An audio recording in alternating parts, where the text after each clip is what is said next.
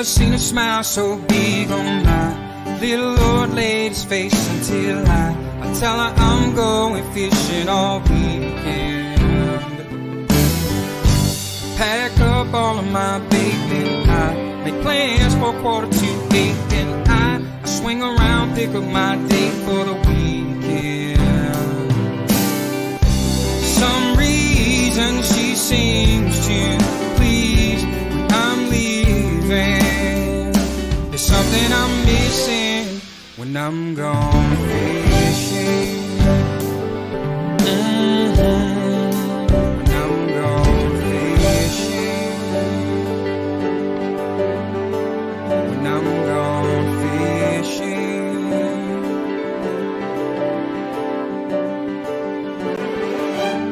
Yeah, baby. Yes, sir.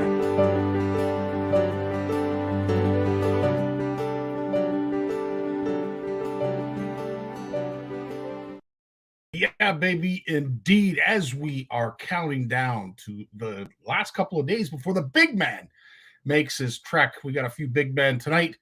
Lawrence is going to be joining us. Of course, Jason Barnucz will follow him. And up first will be Big Jim McLaughlin. So stay tuned to that. And, you know, I'll tell you, we are honored, as always, every Monday to have Big Jim, but especially today. I think he had a bout of food poisoning. So the fact that he's managed to turn things around, grab a little bit of strength, and he's going to be joining us. So we're lucky to have him tonight. Nice to see you, Barry. I see CFN Graceland is all painted up and ready for someone else to inhabit.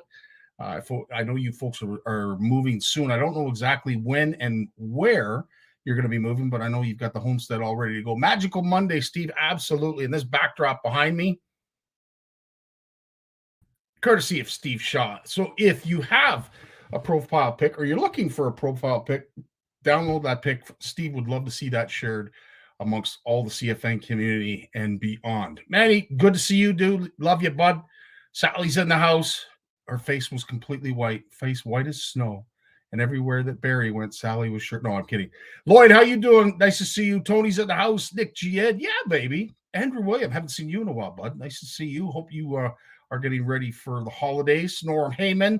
I hope your kid drive that is wrapping up, Norm, or is that still going on? But Bass Freaks have a kids drive, toy drive that they're doing. So if you have the link, Norm, by all means, please share. If it's already done, hopefully it worked out and it was a successful campaign. Christina's in the house. Nice to see you, Christina. Nice to see you as well, Sonia, and Erie Old Motel and Marine. Love it. Love to see this kind of new people. Mike Howard's in the house. Sarah Jenkins in here. As always, we really appreciate all of you diehard CFNers. I tell you, it is fantastic to see all of you join us on a Monday. Listen, I know you guys are getting busy. It's the holiday season. You know what? The fact that you can take a little bit of time just to come by, say hello, wish everybody a Merry Christmas or Happy Holiday, whatever it is that you celebrate. I think it's great. That's what builds our community and keeps our community strong. And I will say this, if you go to the post, the pin post, I should say, on the CFN Facebook page, the Canadian Fishing Network Facebook page, Fish Like a Beehler for Christmas, the tackle pack it's just becoming rammed full of stuff. That tackle box is going to go to one lucky CFNer on Boxing Day. We're going to raffle this off. And as it is right now, we have over 700 casted ballots. All you have to do, it's so simple. Say Merry Christmas and tag 3 people. If those 3 people tag you back, that's 6 ballots. If you just tag 3 people, that's 3 ballots. But at the end of the day, it's all about wishing everybody a happy holiday and a great holiday season. And again, makes it so much easier when folks like you spread that kind of, I don't know, salutation, festive, whatever it is. But with everything that's going on in the world, we need some positivity. So you know what? God bless all of you for sending out some salutations. Of course, let's see what's going on in CFN land. We got to see some of the edits. Damien, nice beast there, my friend. Alain Demers, nice to see that. What a beautiful looking fish. It got to be one of the most prettiest freshwater fish we have here in Canadian waters. Of course, Steph, we saw that. Anthony, another beast. Georgian Bay, just a heifer from Georgian Bay. Susie Q. Yeah, baby. Look at that toothy critter. And of course, we can't. Charles, God bless you, man. Charles, you are a gem. And there's another gem. Brandy Eaton, nice to see you. Of course, Kyle's got 2 gems himself. Just those are beautiful brookies. Holy smokes, those are nice fish. We got Bernard East Haldens. That's some jumbles, and indeed. Tuck, one of the most interesting names in our community. Tuck Maurice. Beautiful eye there, my friend. Look at these edits. Matt Bowman, I tell you, Walter and Steve have been extremely busy. There is some beautiful stuff. Nice to see the Lowens in the house. Nice slab there. Evan, beautiful trout, my friend. This was a super Sunday. That is a super whitefish. Holy jumping, Clayton. Beautiful stuff there. Of course, our buddy Double A was busy hauling in some toothy critters of his own. And Renee, that's a beautiful, I'm pretty sure that's a tiger muskie. Gorgeous, gorgeous fish there. The smile says it all. Yeah, baby. Super Saturday. What a gem of an eye there. And of course, Cameron, happy belated birthday, my friend. And we have a special thing that I want to share with you just now. Terry Snyder did basically copied the Rockefeller recipe and did a little bit of a swing of his own. I want to share it with you guys now. This is scallop and sole Rockefeller. It looks scallops. That bait to go, and all I'm going to do is just brown these just for a second. Maybe just like that. And those didn't go back on the fryer. Well, that's it. You don't want to cook them right through. Okay, so I have the butter, the garlic. I'm going to add the spinach. I'm going to add all of it. And if you've got some time over the Christmas holidays, I'm sure Cameron will What's going on here? Of your own renditions of this Rockefeller. Cook this for 3 to 4 minutes. You cook it for us. And then we'll add the rest of our stuff into it. So I'm adding, just finished doing the spinach. Add some cream. And we're adding the fish on top. And we're going to put some salt and pepper seasoning on it. And add the scallops. And we're going to put it in the oven. And the bacon. I'm going to put the bacon on. Love watching Terry's and I'll show you that in a minute. So we have the plate all ready. The spinach, butter, garlic, some cream, the sole, scallops, and bacon. And we're going to put this in the oven for 10 minutes. Pull this out of there. Oh, it's looking pretty good. And we're going to add all the Parmesan cheese on top. Terry goes really easy on the Parmesan cheese. Just not a little bit. Yeah, one more handful, and I think that's it. One more handful. Oh, maybe another one. We won't be shy on the cheese. Beautiful stuff. I don't know. Can you smell that from here? Like, put this back in the oven. Melt the cheese, and it'll be supper time. It's pretty much ready.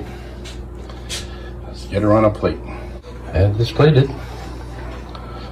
Bon appetit. Bon appetit, indeed. Just a beautiful rendition of Cameron Tate in his honor. And again, happy belated birthday, Cameron, and all you do for CFN. Sonia's been busy. Beautiful Trout Tuesday. I don't know how Steve did that with the logo, but absolutely incredible. Jason, yeah, the look on his face says it all. Beautiful eye there, my friend. Bill White, yes, sir. Another toothy critter of his own. He always, like Steve said, he always seems to find some decent fish. So good on you, Bill. Nice to see you out busy. Sparkus as well. Beautiful trout. Look at the back on that. Look at the shoulders on that fish. Holy smokes. Of course, Ashley, this was, I believe, her personal best. Unbroken outdoors and power, heal, and educate, or just go out and catch a beautiful Bay of Quinte giant. And again, the smile says it all. And speaking of trophies, look at the belly on this fish. Holy petrol. What an incredible eye that is. I'm going to have to say that that's Lake Winnipeg. Yeah, Manitoba's in the background. I believe that's the Manitoba logo. Look at Big Windy. Serves up yet another trophy again. Unbelievable fish. And again, last but not least, but the biggest trophy of all, big shout out to Mike and Merle, who produced this gem, introducing the newest beautiful girl to our family. MJ was born on December 16th, just 1 ounce shy of 8 pounds. And she is spoiled. She is gorgeous. We are glad to have her in the CFN community. But to Merle and Mike, hopefully you guys are watching. Congratulations on the newest CFN member, MJ. Yeah, baby. Love it, love it, love it. Again, we are probably going to be going to Jim right after this, unless anybody, you know what, I should check the comments just to see if anybody had any questions. Yes, absolutely, Erica. Beautiful indeed. Congratulations from all of us here at CFN. What an incredible addition. Nice surprise just before Christmas to have something like that fall on your lap. Absolutely. Now, what did Ed say? Yeah, you got to be a Rockefeller to afford scallops now. No kidding, man. Absolutely. Well, you know what? Without further delay, let's bring up the big man himself, Big Jim McLaughlin, right after this message.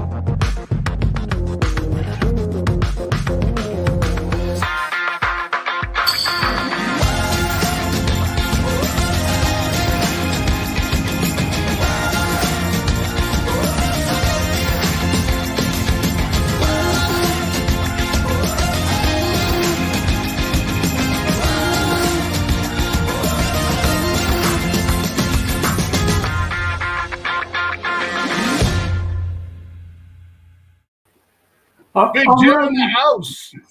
Yeah, baby. Well, I'm glad you're not doing that anymore, Jim. I think I wasn't snickering a few hours ago. No, I can imagine. I can only imagine what was going on a few hours ago. Great to see you, buddy. And as always, first off, foremost and first off, I want to wish you and your family a happy holiday, Merry Christmas, and look forward to spending more time with you in the new year, my friend.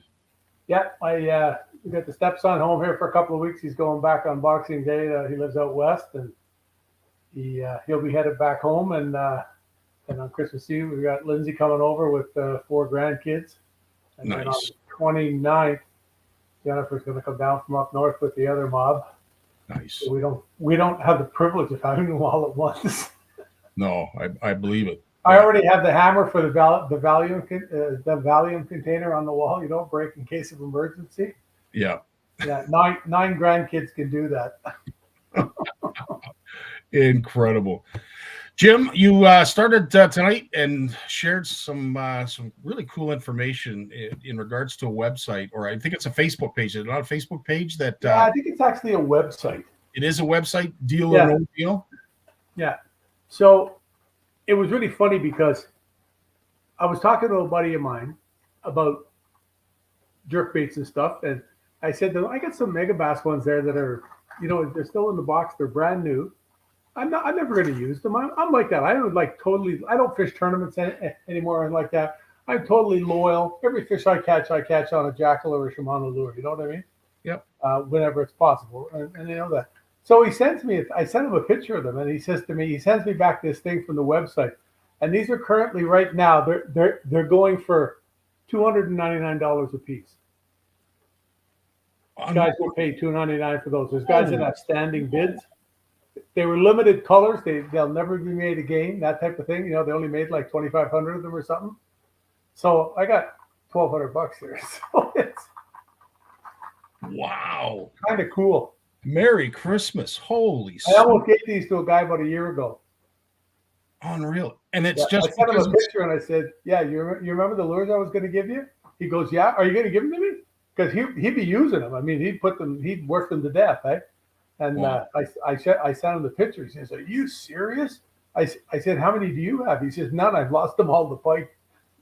Oh, So somewhere there's a pike swimming around with like $2,000 worth of lures in its mouth.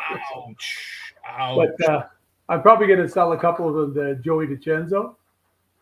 Wow. He's one of the young lads that's just Shimano kids that's just tearing it up, and he saw these and he absolutely freaked it out. Just when I was sitting here talking to you, here's another little thing that I got here that's really, really cool. Do you remember when coppers first came out? Yes. Uh-huh. Okay. This was the first ones that they ever put. And I got this given to me about a year in advance. And read what it has to say on it. Yeah, I knew you were going to do this. You have been selected to field test and review this new product. It is considered highly confidential. Holy smokes. This lure is provided as a sample only and should not be used for sale. For more information, please contact Big Jim McLaughlin or coppersfishing.com. But that was, when I got that, and I found it in a box here. So some advice for folks. Like, I mean, Chuck Durachi, Bill Mafruk, Steve Shaw, there's a whole host, Jeremy Blencock. You folks have tackle on top of tackle. Chris Moore is another one I'm sure does. Barry and Sally do as well. Don't ever underestimate the value of something. And now you have a site that you can go to, as Jim says, Deal or No Deal, and find out how valuable some of this stuff is, especially if you're not going to use it anymore. Yeah, this guy's paying $2,000 and $3,000 for lures, and then it's funny. Then one that looks to my untrained eye comes up that's exactly the same, and they'll say, "Oh, it's from a different year because it has such and such hooks on it, or doesn't have the metal, a metal piece here, or doesn't have the little round circle by the screw eye when you used to put the screw eye into the wood. There was that little, circle of metal that they used to have, a little disc there like a washer. It doesn't have that, so we know it's after that year, and they get $200 for it." Wow. Because it's not rare, right? There's a pile of them out there, right? Incredible. Yeah. Well, you know what, Sally? That line goes out the door and around the corner. Everybody would like 5 minutes alone with Jim's tackle room, I'll tell you. Cover up. She promises she'll be good. Jeremy, I asked, I begged, I literally got on my knees and begged, and unfortunately, no. Jeremy, at that price, there's just no way that's going to end up in the Fish Like a Beehler tackle box giveaway. It's totally amazing, though, because people are absolutely shocked sometimes at how little stuff I still have, because I have given so much stuff away. Yeah. I literally used to have 2 rooms and a garage with boxes that I did. Well, like I said, I found that copper lure in a box. I didn't even know it was there. And there's stuff out there when I found all the medals we were joking about. I'm doing this. I go out the garage and I look and I go, let's look at this one. Yeah. And some of them, the tape on them so old that it's gone, it's dusty underneath. Mm-hmm. So I know it got packed 10 or 15 years ago. I have no idea what's in Incredible. Yes, Corey, you're 100% right. I have seen baits go upwards of that 5 digits as well. 20,000 for a wooden crank. Wow. That's amazing. The deal is that you may have the same lure, but you'll get 1,000 for it, not 20. Yeah. Because what happens in a lot of cases is somebody has, say there's 12 colors, and somebody has 11 colors of that lure, and they need that 12th color to complete the color set.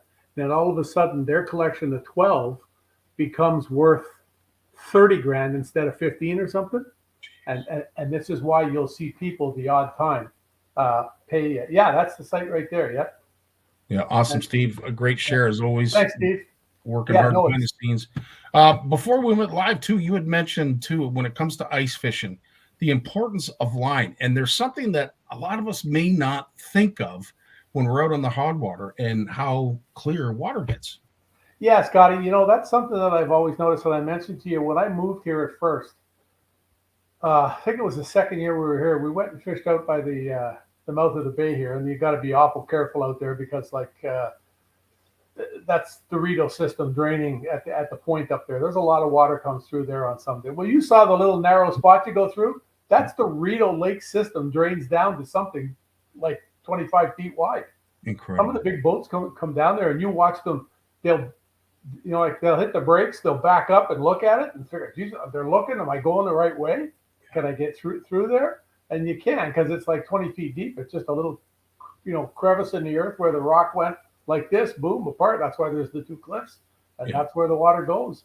But you never know. But we went out there, and that's what I said when we drilled the first hole. I looked down and I'm standing over the hole, and it was an overcast day too. But I wasn't in the fish trap when it pulled over or in a hut or anything like that. And I looked down and I could see the bottom. Like I could see every little pebble and little piece of eelgrass and stuff down there. It was like so crystal clear. And you don't realize in the wintertime how clear water gets. You may be on a lake trout lake where you can see down 25 feet, but in the wintertime you can see down 35 feet. Yeah. I've been driving along in the St. Lawrence River since the zebra mussels, and if you're out late in the fall and not paying attention maybe as close as I should be, and sometimes you'll just have your heart come to your mouth because you think you might have a chance of hitting, and you look at the electronics in the waters, 26 feet deep, 22 feet deep. It's that clear, and it's so important when you ice fish, especially because in the summertime there's always more particles. There's algae. There's little plants growing. There's always that stuff you see in the water all the time, and it's all in there. But in the wintertime, it's gone, and that's why I use the Ice Tech, which is blue, and quite often I'm using if I'm going to fish for lake trout or walleye, I'm going to use probably 15-pound test and do a fluorocarbon leader. If I'm fishing for panfish and crappie and that, it's 5-pound test, but I'm still going to attach it to some type of a fluorocarbon leader. And if I'm fishing for panfish and that, maybe just exclusively, like if I get on a bite, I'll always have a rod with 3 or 4-pound test. I was using micro ice from Berkeley. I like that. I use 3-pound micro ice. I caught the biggest whitefish I ever caught in my life on that with Dave Gans. It's easier to catch a fish down the hole than it is in open water, because in open water they can get into weeds. They can just do so many things. They can get under the boat. If you just be cool, it's really, really easy. And I think I showed this stuff to you guys before. It was from Clam, and it's actually a monofilament. It's 100% monofilament that's made by Sunline. Wow. And it's called, Frost. And it's absolutely, you can see on the bottom there, Sunline, right there beside my finger. So it's a really, really a really high quality product. And something else that a lot of the companies have too is that's red. Wow. Because they say red's the color that first disappears in the color spectrum in water and that, and using that. But that's it's something that you really should pay attention to. I don't think you want to be using Moss Green Power Pro or any other company's line that's dark or gray. I love my V2 in Onyx, which is gray. Once you get away from the weed, it's just incredible stuff. The line. So Jim, when it comes to the fluorocarbon, if you are attaching a leader, do you downsize in terms of line diameter in the wintertime too? I mean, I know it's supposed to go invisible, but is that something you would normally do in the winter as well? Yeah, if I was using a 5-pound braid, I'd probably go down to 3 or 4-pound test fluorocarbon, because you don't realize how thin the lines are today. Like that 4-pound fluorocarbon might be thicker than the 5-pound Power Pro. Yeah. That's something that you really have to check. It's really cool. But no, that fluorocarbon, you just don't see it. Yeah. It disappears. It doesn't actually disappear. It reflects what's around it, I believe, is what it actually does.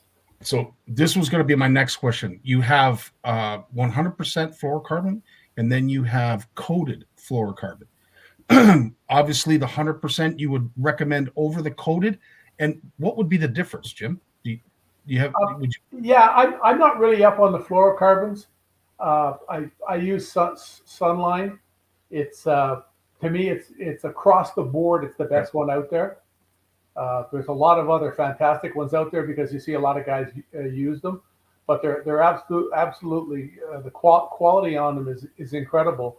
But in the wintertime, fishing for panfish, you get a clear monofilament down 15 feet, down 18 feet. I don't really believe it's a factor, as much as we want to make it a factor. Because, somebody says, oh, the fish can see it. Well, yeah, they can see it. But when you're already down 15, 18 feet, even if it's really clear, and a lot of times I'm fishing around that 12, 15, 18 foot for crappies. And when it comes to the bigger bluegills and that, a lot of time in the lakes that I fish, I'm down well in the 20s, like 25, 26 feet. Yeah. And that's not really that far, because when you think of it, if you're in a 20-foot boat, Yeah. you look at the back of the boat, it's not that far. So you add a couple of feet to that. It's not really that far. That's why I explain to guys in the summertime, they're fishing and they say, oh, wow, the water's so deep. And I say, really, look at the big motor. And they look back and I say, well, the bottom's just past that. Yeah. If you tilted it up, you don't realize how shallow it really is. Although, 20 feet sounds like a lot, because a lot of bass fishermen, largemouth guys, just prowl around in, waist deep water all year. 100%. So I would have to say, to answer your question, Manny, coated fluorocarbon is exactly that. There's obviously a line or some kind of inner layer of the line that is just coated in fluorocarbon. It's a lot cheaper, obviously, but bang for your buck is what I say. And 100% fluorocarbon, you really can't go wrong. And I would say, yeah, that's just like the Ice Tech has it's called PTFE coated. Yeah. On the Ice Tech, and you could feel it on it. And it just doesn't allow the water to penetrate the same way. Yeah. And I mean, you look at that. That's 15 pounds. Wow. There's 5. Wow. It's so skinny. It's incredible. I mean, a lot of guys are using this for smallmouths in the Great Lakes. Yeah. And not the Ice Tech, but 5-pound test Power Pro, down to an 8-pound fluorocarbon or monofilament leader. Yeah. And I know a lot of guys this year that I've talked with have gone back to monofilament for a leader. Yeah. And they've gone back to it to add a little bit of give. Great question, Steve. I'll leave this to the expert. When it comes to ice buildup, which line builds the least amount of ice, or are they all the same? Monofilament just loves it. Fluorocarbon just loves it. Braid just loves it. Yeah. It goes on them all, but it's not as important a factor today as it used to be, because the vast majority of people now ice fishing are fishing in some kind of an enclosure. Yeah. They're in a flip-up cube. They're in something with a heater, and it's just, you don't hear guys talk about it like you used to. It's really not the factor. I remember when you used to get out there and you'd be fishing, and there'd be a ball of ice this big around on your line, Yeah. and you'd have it in your mouth going, trying to get it off.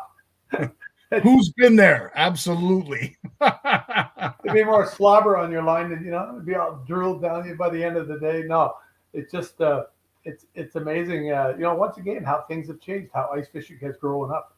100%. Jeremy says, if I cover myself with fluorocarbon, would I become invisible? Yep. Jeremy, I bet you would try to do. You'd do. I'll pay to see that. I would love to know if it works, because there are times when I'd love to disappear myself. Jay, is high vis or white braided line can be an asset during ice fishing. Line watching can catch you a few more fish. 100%. I totally agree with that. See more and more guys using colored braids. Yeah. And Gussie, every reel he's got is full of yellow braid. Yeah. Yellow Power Pro. It's there. He's got fluorocarbon leaders and whatever. But it's a different thing. Yeah, like Jay said, like the Power Pro has that FE coating or whatever it's called. 100%. And it helps with, but you feel it on it, and it definitely does not freeze as much. There's no doubt about it. Compared to a regular Power Pro or something, this stuff is world difference. Like, it's just light years away. Yeah, Brad Norris, great tip there. I agree with that as well. But I am with Jim. I do like my braid, no matter what time of year it is. It's hard once you've used it and you feel the sensitivity of it. It's hard to get away from it. It really is. Well, especially when you're using like micro stuff, like you're down to like a 32nd ounce little tungsten, Marmuska type jig. You go down to three pound line. Yeah. Feel it, and you have to have thin enough line that little weight can drag it down. Guys say, well, you put a split shot above it, you can do this, you can do that, but that sort of defeats the purpose to me of having that little thing just all alone in the middle of nowhere. Yeah. They just eat it. George Morgan comes up with a great comment. It's becoming easier to choose a good bottle of wine than figuring out which line you need. It's starting to sound like rocket science. Yeah, it can. George, you are correct, George. 110%. It's nice though because as Steve asked, is there a line that you can suggest that doesn't collect as much ice as another line? And obviously, the ice products, doesn't matter who makes it. They all do well because they have the science and technology behind it to not allow ice to build up. But a lot of times now with the guides on the rods, it helps. I mean, when we used to go out there at first, that's why I talk about the Lewis ice rods, how sweet they are. The ice doesn't seem to gather on them, doesn't seem to gather at all. But it's a brave new world, and it just keeps changing. It just keeps changing. You think of it, 20 years ago, guys were sitting on buckets, freezing to death. Yeah. And then they were in huts drinking beer. They wouldn't even punch a hole. And now look at them. It's a complete different game. They're mobile. And like Jens will tell you, that's the biggest thing that got ice fishermen out was the mobility. 100%. Moving around. You can't just walk out on the ice and go, yeah, this looks like a good spot. What for tying purposes, what's your favorite knot when using an ice jig or any other Palomar? kind of polymer? Yeah, I'd have to say Palomar is probably the bet too. Uni's not bad as well. But yeah, Palomar, I would go with that. I tried fishing with tying loop knots, but when you're using small jigs, a loop knot just seems to add a lot. There's a lot more around it then, and it really seems to show up. So I like it that way.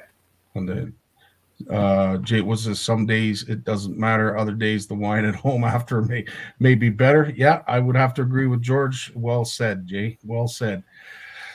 So when it comes to ice fishing season, it has started for many CFNers, especially for you folks out west that have been dealing with minus 30 degree plus weather. I just checked the weather here, and New Year's Day and the 1st and the 2nd of January here show highs of 3 and lows of 1. Yeah, and we've got another unfortunate weather event coming to this end of the. It looks pretty well all rained though.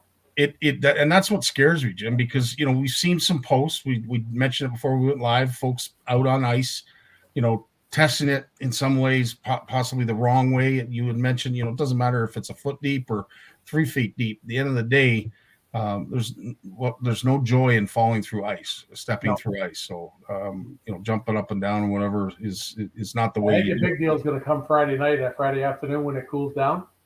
Yeah.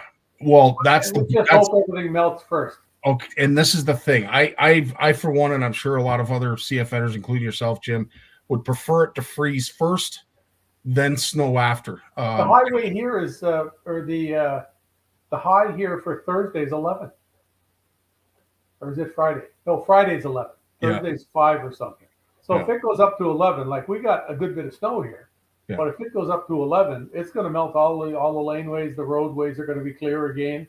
It's just a question of how quick it cools down. And if it cools down, slowly, at least you have a chance. But if you get that rain on top of leftover snow, like I couldn't believe it when I went through Smith Falls the other morning after the snow on Saturday morning, there was this much hard white shiny stuff all through the town.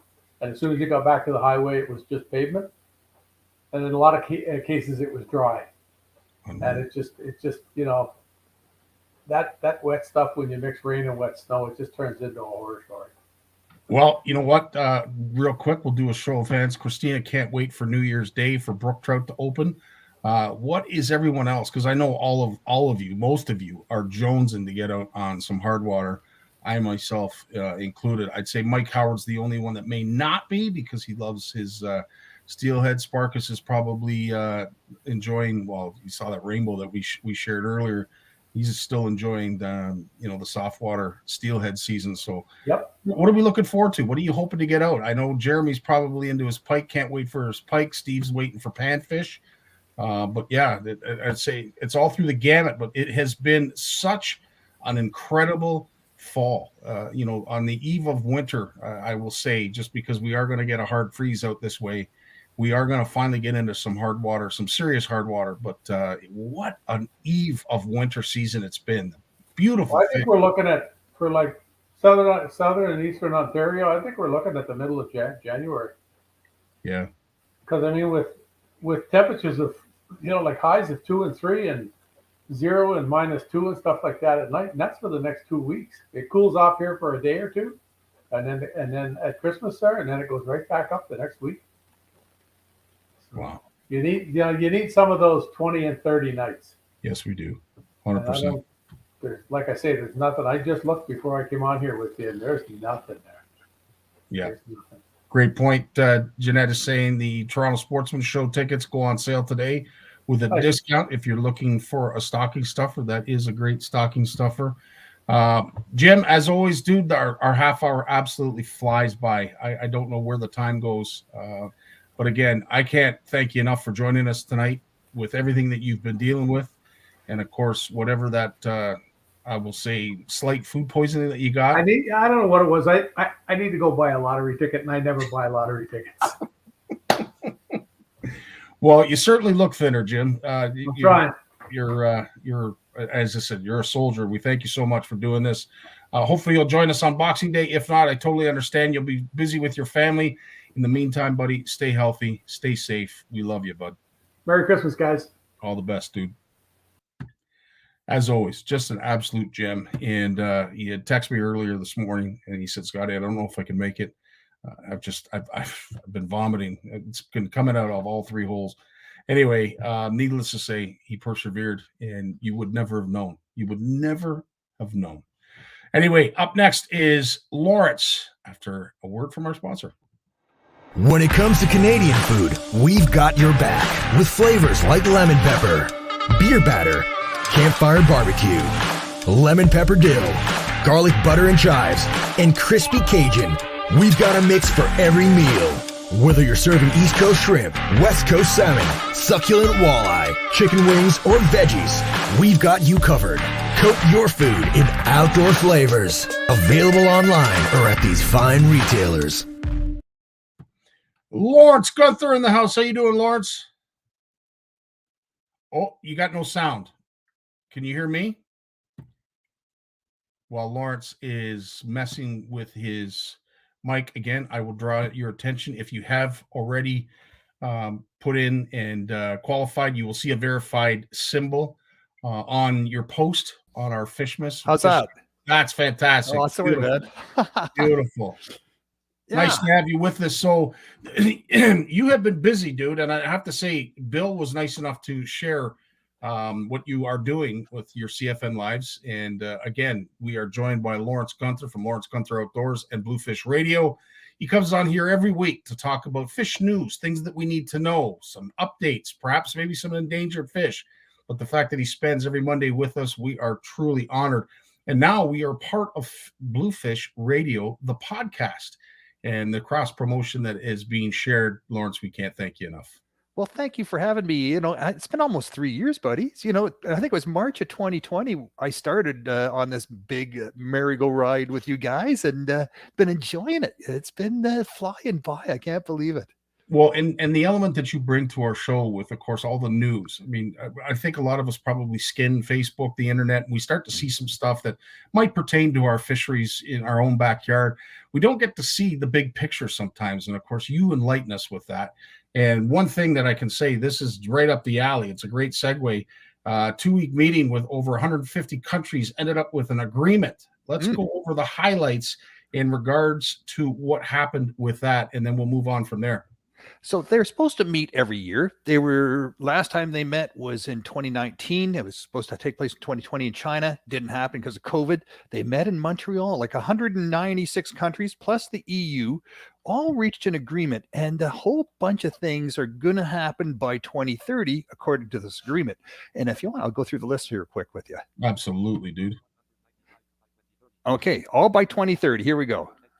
So 30% of all land, ocean, lakes, and rivers should be protected somehow with some sort of protection agreement. Doesn't mean there's no fishing or hunting or swimming or, walking or hiking or camping or anything like that. Probably more like no mining, no, major development of that nature where, anything that involves massive destruction, right? So this is protection, not elimination of the humans from the area. But that's 30% of Canada. Can you imagine? That's a huge amount of ocean. We got the longest coastline in the world. We got the biggest contiguous forest in the world with the boreal forest. It's really big.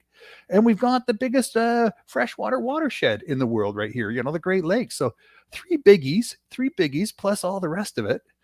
And just on that note, at the beginning of this 2-week conference, Trudeau announced an $800 million commitment to put aside protection areas in northern Vancouver Island, up around the Great Slave Lake in the Northwest Territories, up in northern Ontario, James Bay area, and then parts of Nunavut. And these will all be Indigenous conserved and protected areas. So this is $800 million going into protect these areas, define what that means, working in collaboration with government officials, scientists to put in place protected areas and some jobs for Indigenous and Inuit people in the north. So it's a great start. He wants to have 25% protected by 2025, and he says we'll get to 2030. We'll get to 30% by 2030. So he's, Canada's on tap with all this too, and so are all these other countries. 195 countries. So we're in good company. Well, right, what else? Let's hope. I mean, Richard has a great question, and I'm sure it's not just this industry, but others that are probably wondering how it's going to affect. But the logging industry, how that sounds like it might have a major effect on the logging industry. Yeah, where they're logging, where they can access to do logging, it might not be a big issue because there those rights have already been secured. But in other areas they might say no. Like if you think about the boreal forest, right? I mean, all those trees are being mowed down and it's all being turned into toilet paper for the most part. So we're harvesting a lot of trees in Canada for very stupid things. I mean, everyone needs toilet paper, but it's all shipped overseas. So do we really need to mow down the boreal forest for that? Maybe there's better things we could be doing with the boreal forest. They're not going to protect the whole 30%, the whole boreal forest, but they're picking and choosing, and they're picking areas that are sensitive, that have unique attributes, that have, maybe species that are at risk. So they're not just picking, the most economically important areas, right? This is more the ecologically important areas. And of course, I don't want to make this a political thing, but at the end of the day, it might be a little bit of jockeying going on. You've got our PC government here in Ontario that is allowing for the development of areas that are protected, and would be considered fragile when it comes to the environment. And of course, now our federal government is suggesting that they're going to beat their chests and say we're going to protect 30% of the land. So might be a little bit of jockeying there going on, but needless to say, I'm all for it. If it's going to improve the environment for the next generation and the next generation after that, I'm in.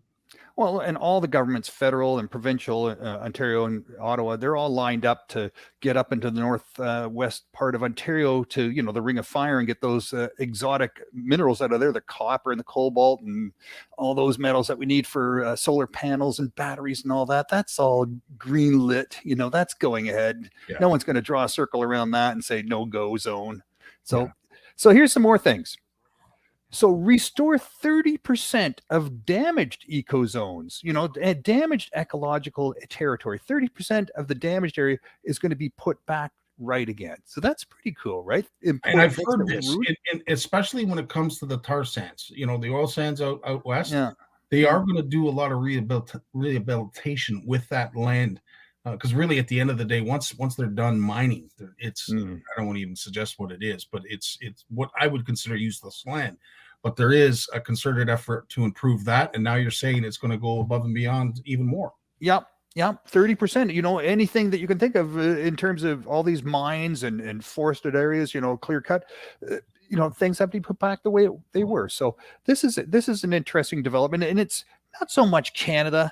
But, there's other countries where this has been more prolific. The destruction of their environment has been more, there's more ransacking going on. So this is a good turn for other countries. Canada's done a pretty good job for the most part. Let's see what else we got here. Jeanette's asked a great question. That's a great question. Are they going to do this through jobs or volunteer programs? Because 30% is a lot. You're 100% right, Jeanette. But yes, do you know this is going to be through state? Oh, you're going to get there? I'm going to get to it. So hang on. Right. All right. So $200 billion, we have to go to $200 billion a year of funding of private and public sector money, $200 billion a year by the year 2030. That's how much we're supposed to be spending on this, protecting and restoring these areas. So that's a great pile of cash, right? And they're saying, look, this isn't just, tax dollars. There's private money out there too. A lot of companies have done well by taking stuff out. Now they have to maybe put a little money to put it back, because in the end, if we don't, save the biodiversity of the planet, if we let it go to hell, we're all going to suffer, the rich and poor. So it's in everyone's best interest to make sure we don't tip into the, to the point where there's no return. And the only thing I will suggest on that point is we need to make it everybody's concern. I think we try to, push forward with initiatives on this side of the pond, and perhaps on other sides of the pond, it's not as much of a concerted effort, maybe not as much of a push. It would be nice to see if we could put it all together and get it right. But there is lots of room for improvement. But that's great. China was there, signing alongside. China's a big country too. So it's good news. 100%. Jeremy, that's a great point that you make. Yes, absolutely. Ontario is the largest population in all of Canada. And we have to make some land available. There's no doubt about it. Development and the urbanization it's exploding, and we got to find places for all these people to live. What's the balance? I don't know what that looks like. Sorry, Lawrence, go ahead. No, here's another one. Reduce subsidies to industry that is, responsible for destroying nature by $500 billion around the world. So that's a pretty, this is the money the government hands out to companies to do, their work, right? To subsidize that work. And they're going to say, you got to stop doing that. Everyone's got to stop doing it. Because if one country stops doing it, the companies just go somewhere else, right? To another country where they're going to get the subsidies or the tax write-off. So everyone has to get on the same page for that one. Yeah, agreed. 100%. And here's an interesting one. So developing countries are saying they can't go to the IMF, the International Monetary Fund, or the World Bank and ask for loans to fix things that get broken with extreme weather events and things like that, or biodiversity, destruction from, multinational companies coming in and doing mining or whatever and not putting things back properly. So they're saying, we know they can't afford loans because they're already up to their eyeballs in debt. They know that other countries aren't going to just give them money for things like this. I mean, other countries help out when there's a disaster, but not for straightening things out again. So they're saying what we'd like to see is private sector money invested into this restoration. And they started, it was the president of Barbados that started this. And a lot of countries, developing and developed countries, see this as a good idea. Companies are getting on board with it too. Invest in some of these developing countries, put things straight, and you're making jobs in those countries. You're creating better habitat. It's better for the planet all around. It's not just the developed countries that are going to get better and the least developed countries going to go get worse. It's everyone gets to go up, right? It's not, there's not going to be winners and losers. 100%. And Jeremy's asking, will this also flow into the salmon farms out east and out west that destroy the ecosystems? As I said, Jeremy, we've talked about it. I know Lawrence has brought it up several times in regards to what they're doing with the cage culture. It is going to look a little bit different than it has in the last 10 years. And I'm intrigued to see where we're going to go with that. But it has been a promise, as Lawrence has shared with us many times, that it is going to change. I've got a news item on that. That's going to come up a little bit later. Fantastic. And that's it. And I talked about the 800 million from the Liberals from the government to those 4 Indigenous areas. So this is all really good on paper. It's 2025, 2030. So that's 7 years away. Lots can happen in 7 years, lots of backsliding and, new priorities and blah, blah, blah. But you know what? The fact is that 195 countries, the EU, they agreed to this. They all signed on to this. And the scientists say that if we can protect 30% of the planet, and, we have 30% of the biodiversity of the planet protected, oceans, land, lakes, rivers, we are maybe going to be okay, in terms of the loss of biodiversity. Because right now there's about 1 million animal forms of life that are at danger of being wiped out. In Canada, it's about 500,000.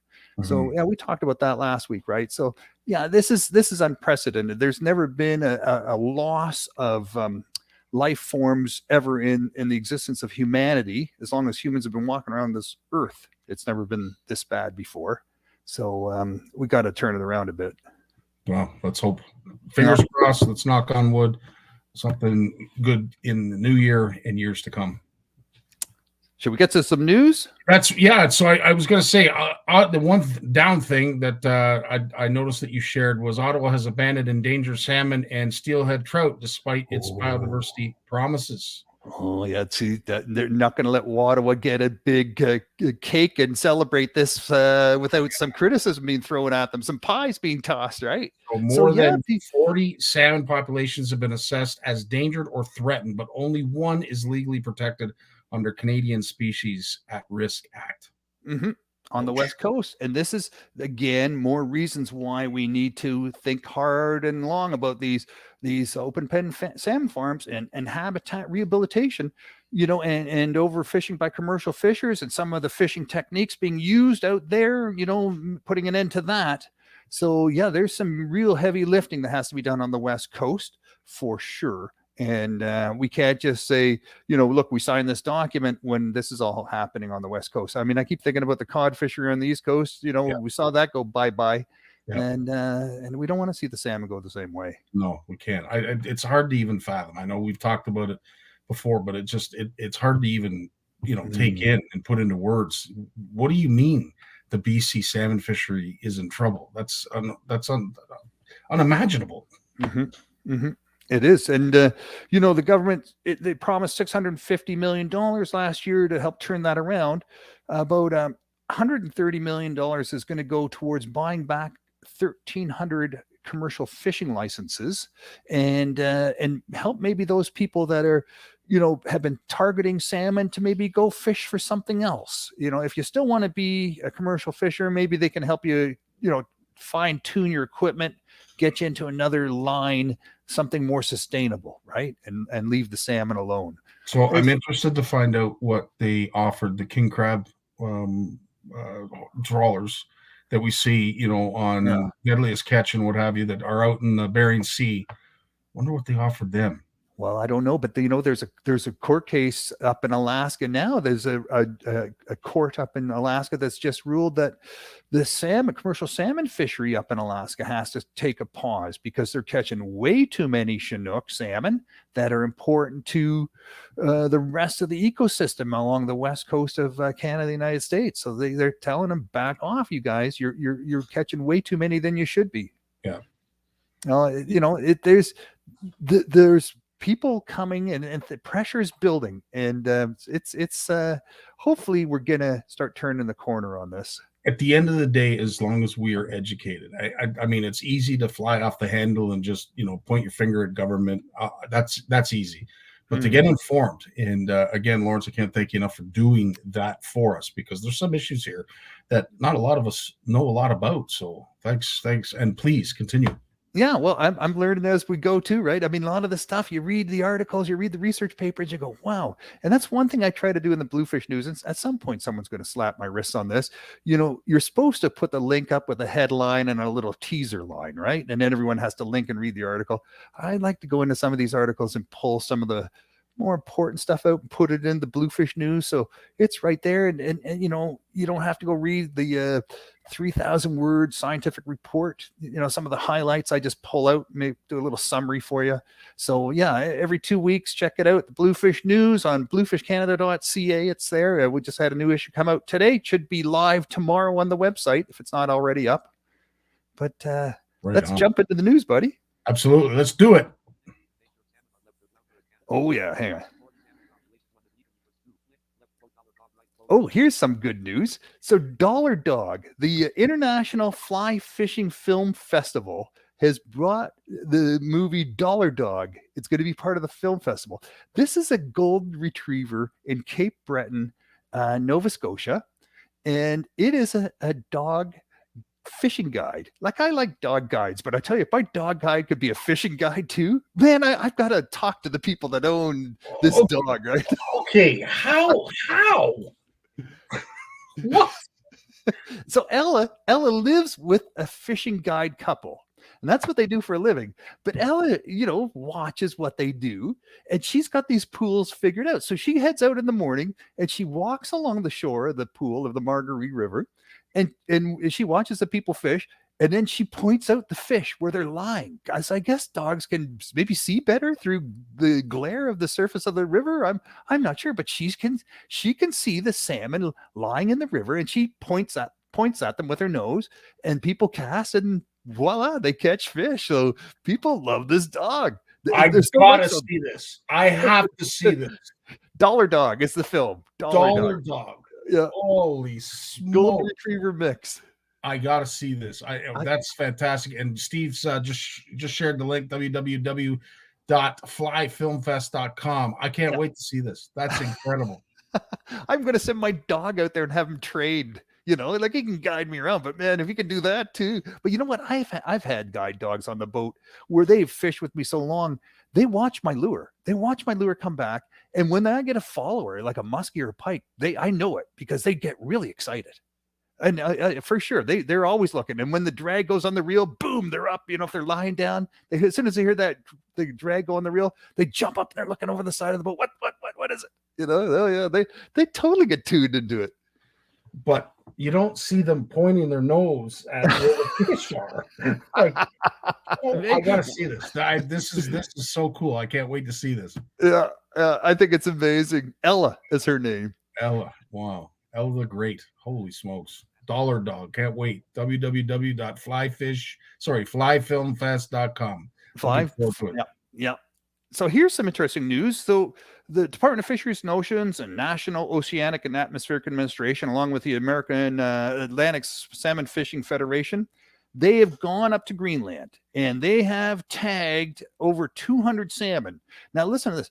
2,000 rivers on the east coast of North America, Canada, the United States, 2,000 rivers have Atlantic salmon that swim up them every summer. Okay. And then they go back out into the ocean and they swim up to Greenland, and they spend their summers in Greenland, chowing down, hanging out with their buds, you know, exchanging news, you know, whatever. So, but the problem is, the people of Greenland fish for them and catch them and say, no, these are our fish. Look, they're right here off our shores, so they must be our fish. So to go up there and tag these fish and to prove where these fish going and where they come from. So they put two types of tags onto these salmon, these over 200 salmon that they caught and tagged. They put a satellite tag that will be released in May. And in May, those tags will release from the fish, float up to the surface, and transmit their location and what that fish has been up to in terms of its movement, all, you know, geospatial stuff, right, with satellites and GPS, the water temperature, the water depth that the fish was at. That'll all be transmitted up into the satellites and gathered. Then they also have inside their stomachs, they were put transponders in there with batteries that'll last about 2 years. And then they have receivers on important migration routes that these Atlantic salmon take across the North Atlantic Ocean. And then they're going to track these Atlantic salmon as they swim back to North America to see which way they go, right? So if all 200 of these salmon end up back in North America, or they can prove that, this is really important research, right? This is really cool way of using technology. This is answering the question, where do they go and what happens to them when they get there? So it'll be interesting. So these things are like the $6 million salmon, and we're going to turn them into Terminator trout. You know what? At the end of the day, technology never ceases to amaze. And the fact that we've been able to do this with some top predators only makes sense that we're going to start, dialing it down into some other migratory fish so that we have an idea. I mean, what they do for the striped bass and how they are able to track that migration on a satellite is absolutely incredible. So I would imagine it's the same technology. Oh yeah, no, it's really important stuff. They've actually, you talk about the $6 million fish. They've done some research on how much these tags slow the fish down. The old tags with the wires and the little flags that we pin onto them, and they carry those little flags around. That can really slow a fish down over time, right? That's just resistance, and fish are torpedo shaped for a reason. They're not meant to have all this baggage hanging off their bodies. So the fact that these tags are meant to be released after a few months, the satellite tags anyways, and free the fish, and the other ones are inside the fish, so that won't cause them any problem. Maybe a little. I don't know if we've done this with other species of fish. Mike, yes, absolutely, they did this with the Lake Erie walleye and muskie. The muskie, tagging and transmitters, and of course, yes, Jeremy, striped bass and sharks. They've been doing it for years with them, but the new one inside the fish, is that a new technology? Or it's newer technology for sure, and again, because they realize that inside the fish they can put a real transponder in there that has some range. So when you put your receivers out in the body of water, it can pick up these transponders from greater distance, because it's not dragging it around; it's carrying it around inside, right? So it's proven to be effective. You can catch them, cut them, insert it, stitch it up, release them, and they live. They live. So the survival rate is 100% from this activity. Mutual of Omaha. Wild Mutual of Omaha. Here we go. Love it. Let's do it. Oh, speaking of Miramichi smallmouth and striped bass, so this is about the smallmouth bass on the Miramichi River, the most legendary Atlantic salmon river in North America, and maybe North. That's what the Atlantic Salmon Federation says. So, they've been trying to kill off the smallmouth bass in the Miramichi Lake and the Miramichi River. I think for 5 years I've been covering this story. And every time they're ready to pull the trigger and release the toxin into the lake and the river, that kills everything, right? Not just the smallmouth bass, it kills everything. Every time they're ready to do it, someone yells foul. 2 years ago, it was some First Nations community said, no, you hang on. What are you doing? You didn't talk to us about that. Hang on. And then last year it was the cottagers on Miramichi Lake. They put a stop to it, but not before the Atlantic Salmon Federation managed to kill the smallmouth bass in the river. They just never got to the lake. So they got half the job done. Well, you know what is half a job? It's not that it's nothing, right? You didn't do the job. Mm-hmm. So here's the Atlantic Salmon Federation down in New York, putting on their big fundraiser dinner. Don't they go and raise $400,000 into their war chest to come back and give it another try? These people are not going to give up, man. They hate smallmouth bass in this river. And it is one of the topics that I would not touch with a 10-foot pole. I don't side with, I side with the fish and all fish. There's not one that I find that's more important than the other. It's all about a balance, and the Miramichi River is an incredible fishery. If anybody hasn't seen the YouTube videos that Fishing Canada put on and a few others, it is an incredible fishery, and we do have to find a balance. But I don't know. Maybe I'm wrong. I don't think there's one species of fish that's any more important than the other.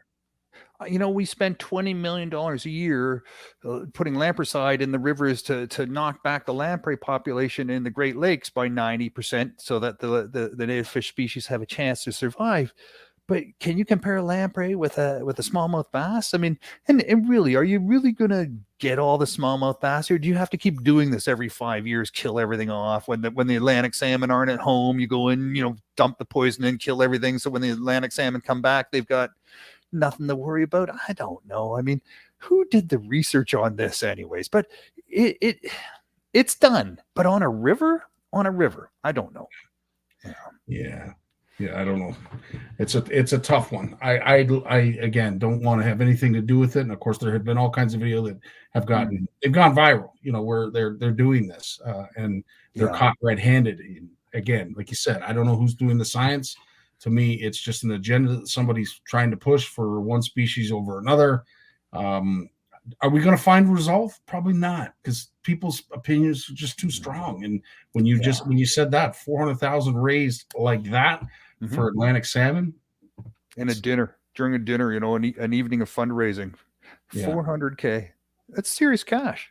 I mean, people must hate smallmouth bass, or they must really love Atlantic salmon. I'm not sure which it is, but yeah, it's this fight is not over. We'll be talking about this for another 5 years, I'm sure. Wow.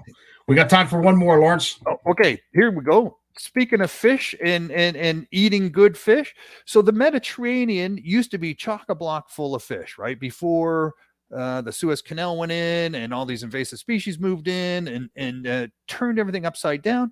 But apparently they're digging up old sites now from the people who lived on the shores of the Mediterranean before all this happened.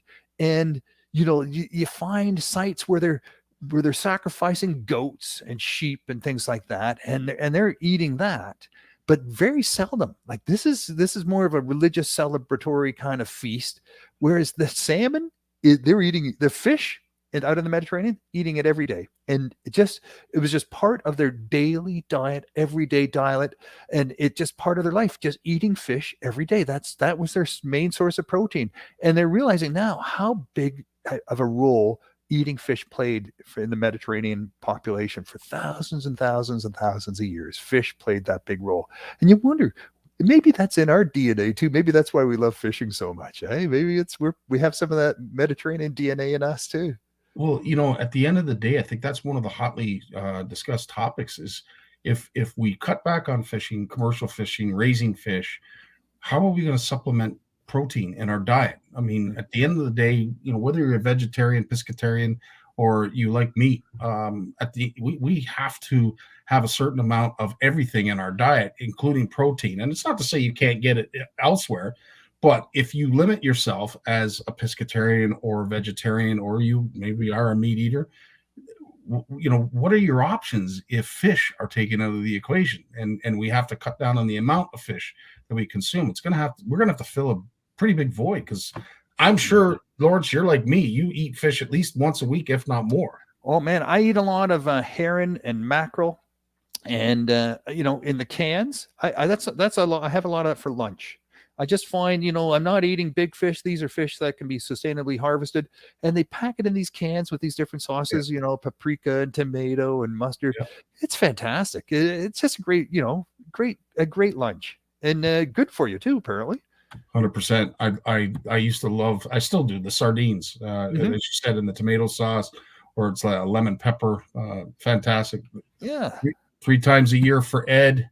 Eat eggs and white beans. Yes, you're 100% right, Sally. There are other options, but any nutritionist will know you need a variety of proteins. You need a variety of vitamins. Unfortunately, if you take fish out of your diet, it's a huge void to fill. But and some of these vegan processed, meat substitutes, like I can't believe it's beef and things like that. These are highly processed foods. It's almost as like eating potato chips in terms of their the danger they pose health wise. It's just because it's made from vegetables doesn't mean it's healthy. You got to really read the fine print on what goes into creating these meat substitute type products using vegetables. It might taste great, and it certainly does. I mean, I'm not, I'll eat it, and I think it tastes great, but it's no more better for you, no more worse than eating beef. I mean, some people say the beef is probably safer. Yeah, I don't want to go down that road, because there's a lot of people that have very strong opinions with it. Yeah, but I have heard both sides. At the end of the day, just what you just said. In some cases, it's almost safer to eat the meat, and some will argue that till the cows come home. Pardon the pun. All right, man. That's good. Good way to end it up. Lawrence, as always, my friend, thanks so much for sharing your time. I wish you and your family a happy holiday season. We look forward to seeing you in the new year, and hopefully you join us on Boxing Day if you're not too busy with your family. Usually it's always a very short segment. Usually we raise a cup of eggnog or whatever, and we'd love to see you. But if not, dude, I want to take this time to thank you for another fantastic year, 2022. Bluefish Radio, Lawrence Gunther Outdoors. We can't thank you enough. Thank you, Scotty, and thanks everyone for listening. And I really appreciate the opportunity to talk to you guys. Keep up the great work yourself, Scotty. Thanks, buddy. You take care. And as always, we love I just love this time with all of our panel. And Jay is no slouch. Jay is he's like the if you're doing a tug of war, he is like that anchor at the back. And we will play one of his commercials before we see Jay right after this. Want to know the difference between power bait and other soft plastics? Ask the fish. Berkeley scientists have thousands of flavors tested on thousands of fish. Natural, man-made. Every bait that's ever hit the water. No matter the shape, size, or color, power bait is the only one that is scientifically proven. Fish bite and will not let go. And either will Jay Barnucz. Yeah, that's right.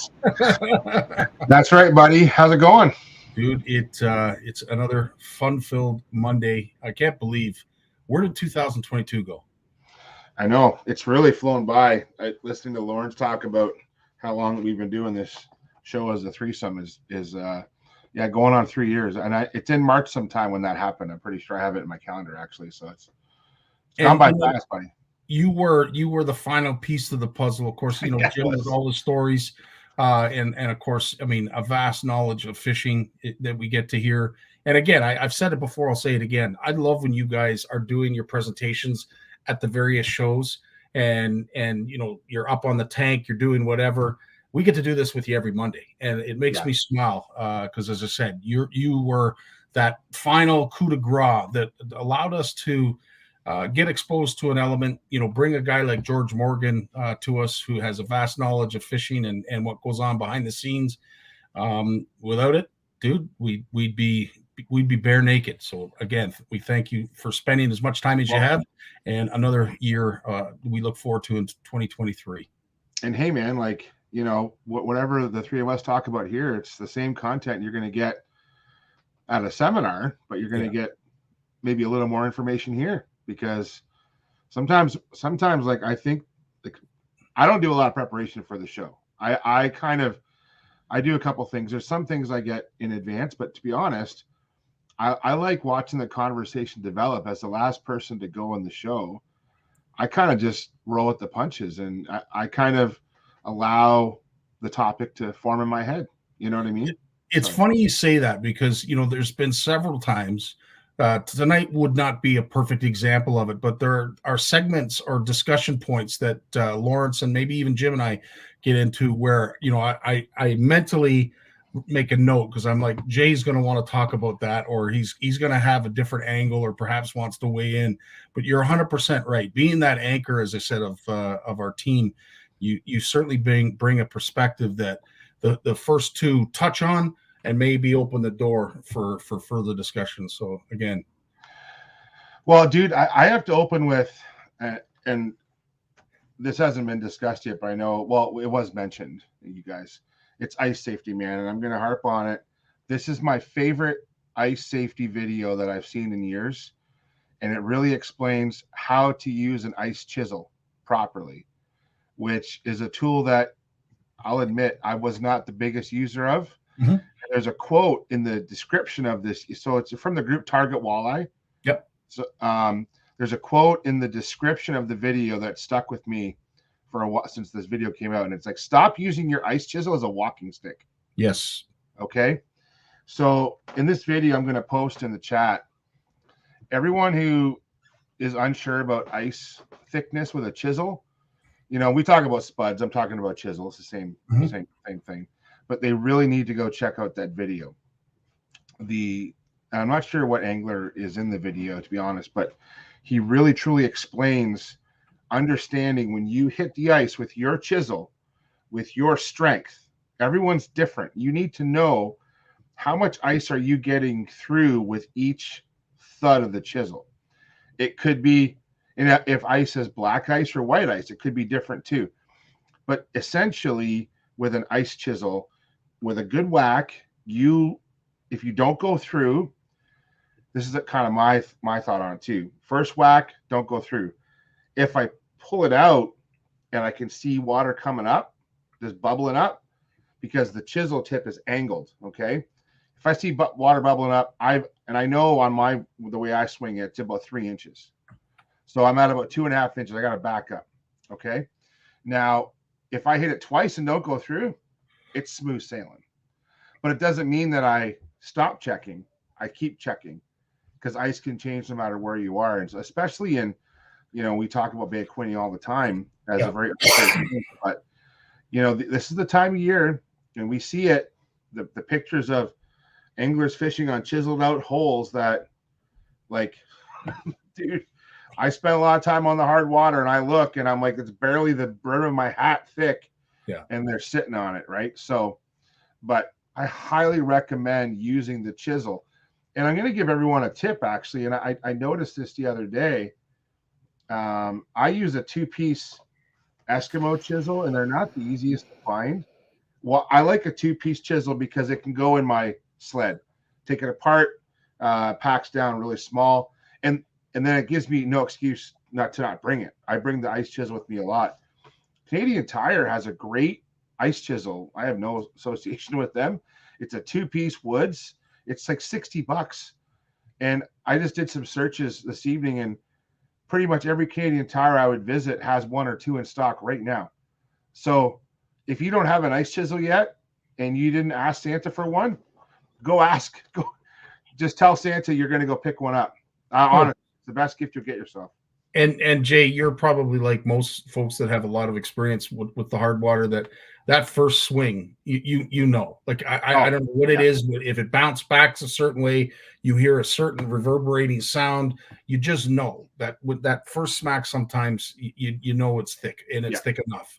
But you are right.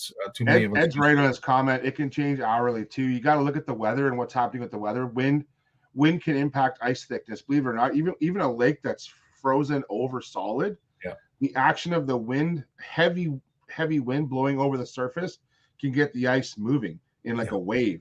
A good example last year on the Grand River, when ice fishing with a couple buddies, and then the way the Grand River area kind of works, not a very wide river, right? So everyone kind of fishes pretty close together, especially when early ice, when we fish where it's safe.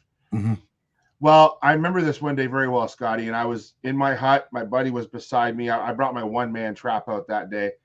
And, after the morning bite was done around 9:00, you see everyone kind of lift their huts up and grab whatever coffee's left in their thermos. And we all kind of had a little meet and greet on the river. I hadn't seen anyone for a while.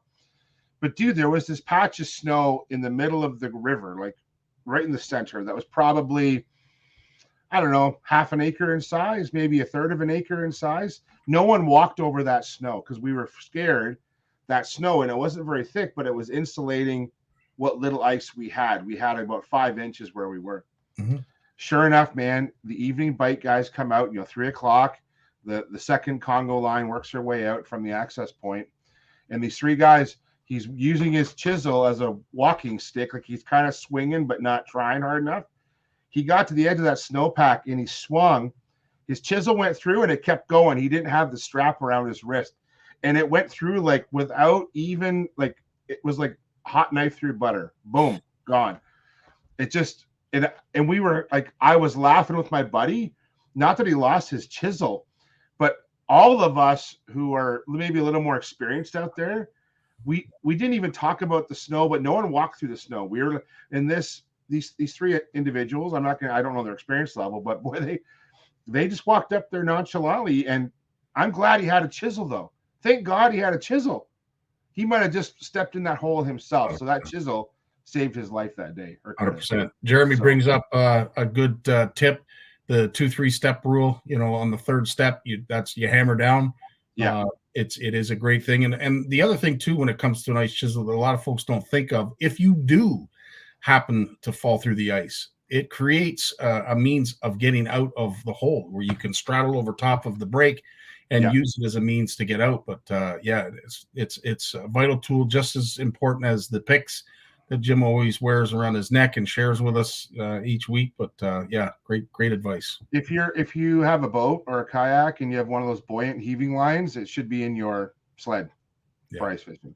100%.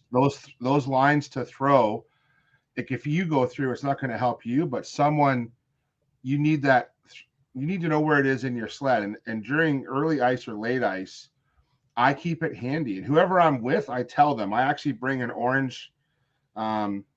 It's literally a boat kit, dude. The same boat kit I use in like my tinner. Yep. And in it, I have a flashlight.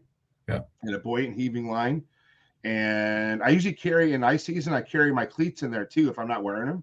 It's like my little safety box and my headlamps. I always got 2 headlamps in there. So if you're coming with me, Scotty, I'm going to be like, hey, the orange box at the back of my sled is where all my safety gear is. Because if I go in, usually my sled's like 20, 30 feet behind me. So if I go in, my sled's still going to be high and dry. Yeah. But whoever I'm with, they can grab my safety gear and get me out. Throw me a line. I'll have my picks on me. I'll have my spud, and I'm able to, but I need that rope. I might need it, maybe, who knows, but at least someone can get to it and knows where it is. So usually if we go together, I don't like people walking beside me. We have to make a choice. And usually my buddies like to laugh that Barnucz always goes first. That's just usually the rule. Yeah. We don't send out the little guy. The big guy goes first, because if the big guy makes it across, everyone else follows. And that's any of my close friends. I am there to make everyone feel better about themselves. Yeah. If they're looking in the mirror, if we're out on the hard water, if I'm able to get out there, everybody's good. Trust me. So yes, Jay, we share. It is a big burden to shoulder, but we do it. We do it with class. But absolutely, Ed. This is a great point, because it comes up with something that was talked about last year on the Bay of Quinte, where the tracks going out to a hole or wherever the destination was, they were on 4 inches of ice, but just outside of the track, it was 2 inches. Yeah.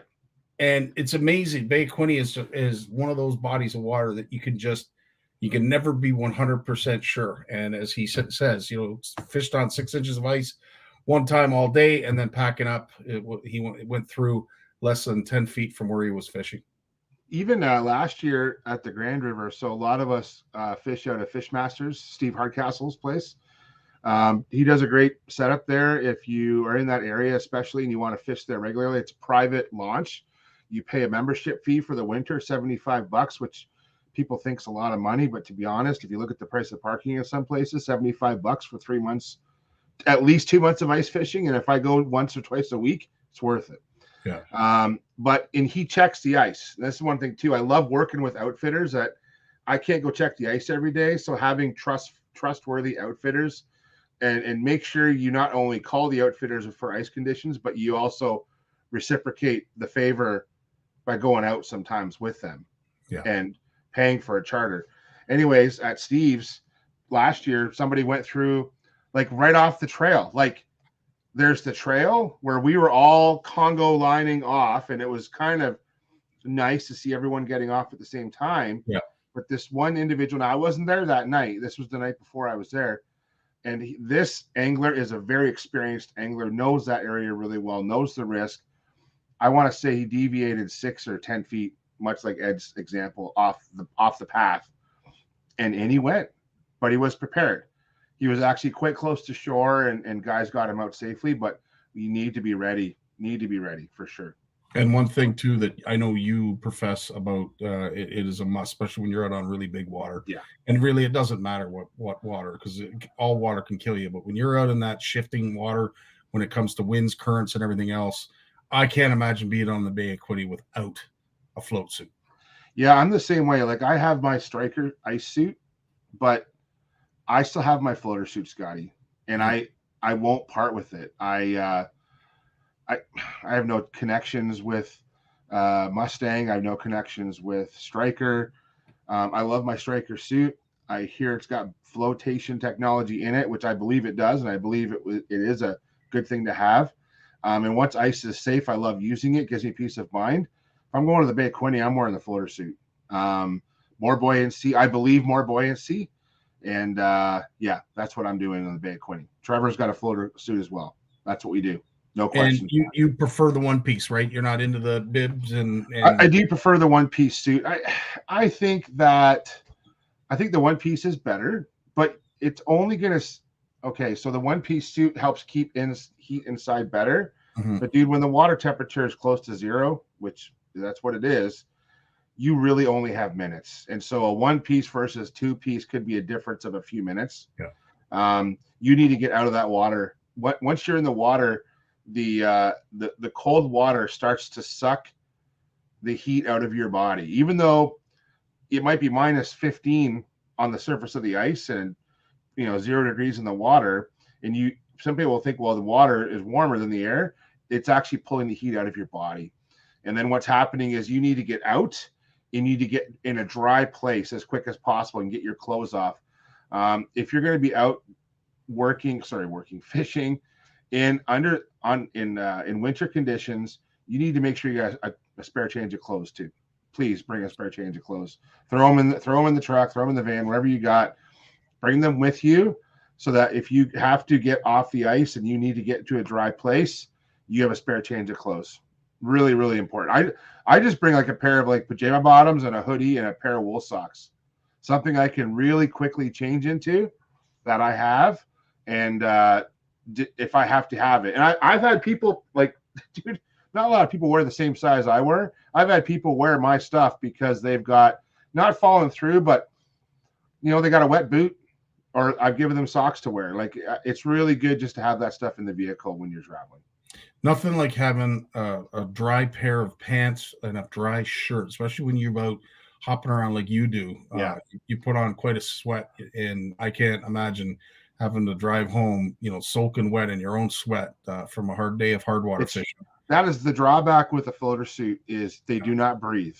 So if you you can imagine, Scotty, if you have like a 2-hour drive home from Bay of Quinte, for me over 3 hours, depending what part of the bay I access, I will change before I get in for the drive home. Otherwise, I'll have that chill for like 3-hour drive home. So yeah. I'm not gonna beat around the bush here, dude. There's been some shameless undressing at the side of the road with a headlamp on to get some dry clothes on, because I don't easily fit in the back of a seat of a vehicle or something like that to be discreet. So I'm not a very discreet person, but I will definitely change just to get for that drive home, because 100%. That is one drawback with the floater suits, is you retain that sweat and that moisture, and you can get very, very warm. What I like to do with a floater suit is I like to actually walk with it a little bit open. You gotta let the heat out.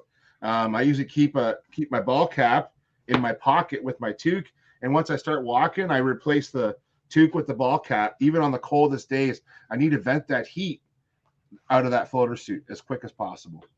Ed, you are a true champ, buddy. I've driven home many naked more than boy, Ed. Yeah, see, what I want to say, that there's at least one more person who has even less shame than I have, and that's wonderful. Yeah. Oh yes. Yeah. Absolutely. We're not a proud bunch. We're proud to be CFNers, but we're not a proud bunch. And at the end of the day, leave your dignity at the door if you are. No, I'm just kidding. When it comes to ice fishing, we talked about lines with Jim. Is there a particular knot you like using when you're tying your jigs, or any other presentation? Oh, you know what?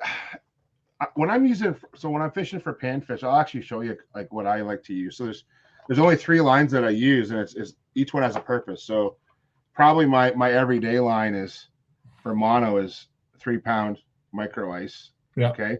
And it's like a gray color. Okay, gray color. Actually, you'll probably see it better on that reel there. That's 3 pound. Yeah. Why I'm using 3-pound, Jim touched on this. I'm using small jigs. I need the jig to stretch out that line, and sometimes to get the bites I want, I got to use a really tiny jig. So it's not about people do the math of, I'm fishing for small fish, I should use small pound test. With ice fishing, it's more about, I need to use the appropriate pound test for the size of bait that I'm using. And so I really like the fact with mono and even fluorocarbon, very thin, I can stretch that line out. So tight lining. So I have a good tight connection. And even with braid or mono, I can see that line. I can see that line move. If I have a good tight connection, I can, I'll be able to see that rod tip move, right? If I'm using 4 or 6 pound line with coils in it and the jig's too light to stretch those coils out, I can't detect the bites. Like either on the blank itself, because when I fish with a graphite blank, I like to hold it like this, put my finger on the blank, so I can't feel it and I can't see it. So and basically I love 3 pound. 3 pound test is this fine line between 4 pound and 2 pound. And when I'm fishing if it's just bluegills and pumpkin seed, 2 pounds okay. But I love 3 because 3 gets me those big crappie, those big yellow perch on Lake Simcoe. Like 3 gets me there. Now, one thing a lot of folks don't talk about with ice fishing line is going high vis, and I mentioned it in the comments. So that is solar colored 3 pound trilene. And why I like that, and especially when I'm fishing for shallow water spooky panfish, I know it sounds weird to fish for spooky panfish with just that, but I'm not using any braid. I'm using 3 pound. I can see the line. So when that fish bites it at where the line meets the surface of the water, Scotty, that's like my spring bobber to me. Like I'm actually watching where my line meets the surface. It's, if anyone's gone out and wacky rigged a soft stick bait like a Berkeley General and skipped it under a dock, and when a big largemouth comes and grabs it, you watch your line just not swim off, just jump. Oh yeah, right. So when you're using that high vis, you can see that jump, that change in line orientation. So I love that high vis in shallow water when I'm using monofilament. And for knots for mono, I've played around with loop knots. I'm pretty much a Palomar, and when it's really cold out, if I can't get that Palomar right, I'm just using like a Berkeley trilene knot. Yeah. I find that most of the line I'm using is pretty good line, very strong. If you take the time to tie it well and wet it well, it's gonna do the jobs. Now, if I'm fishing deeper water, Scotty, I'm gonna go with Berkeley Fireline. So anything deeper than like 15, 20 feet, I'm probably gonna go with Fireline, especially on a spinning reel.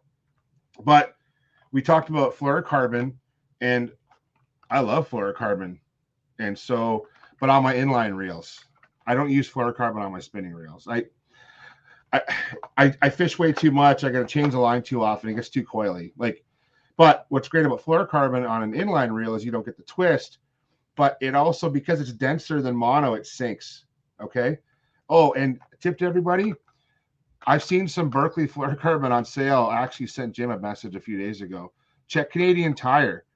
So these usually go for about $10 a box. I got 3 boxes the other day in Tilsonburg for $2 each, $1.99. $2. $2 With everything going up. Holy crap! That's a great deal. I know. I couldn't believe it. So I check.